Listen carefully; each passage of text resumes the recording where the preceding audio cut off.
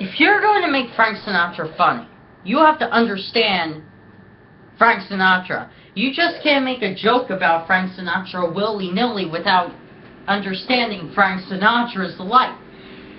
First of all, biggest misconception about Frank Sinatra. Frank Sinatra was a part of the Mafia. Wrong! He was friends with people in the Mafia because you have to understand, in New Jersey, in the 40s, 30s, especially the 20s, and even the 50s, there were three ways you got out of New Jersey. You went to federal prison, you got mobbed up, put in a body bag, or you became a singer. Okay? And what I mean by federal prison is you became a mob member. So, Frank Sinatra knew a lot of these mob members because he grew up with them. They were his close personal friends growing up. So, he was close friends with them. He was not involved with the Mafia. Frank Sinatra, as much as he hated war, he supported the troops of Vietnam, but he was a pacifist. Believe it or not, he was a pacifist. He knew how to fight if he had to, but he didn't like to if he got in a physical fist fight.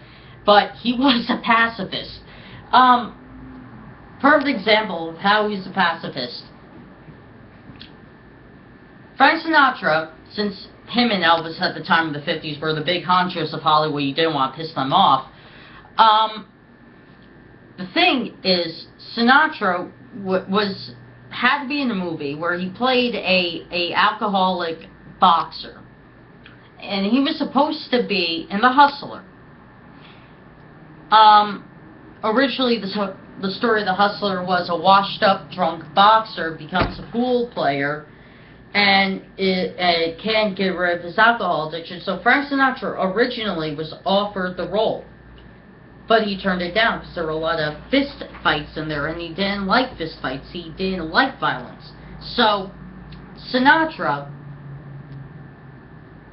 made a suggestion, and they actually went along with it. How about the movie was just about a pool player, a washed-up pool player, and that's what they went along with. And it was because of Sinatra's suggestion that the movie is what it is. But notice, any Sinatra film he was ever in never involved any fistfights or violence. He did not like them. The closest thing he got to a violent film was Guys and Dolls, but the play was completely different from the movie. In the play, Nathan Detroit gets into a fist fight with Sergeant Brannigan. And it's not a bloody fist fight they get into, but they get into a pretty bad fist fight.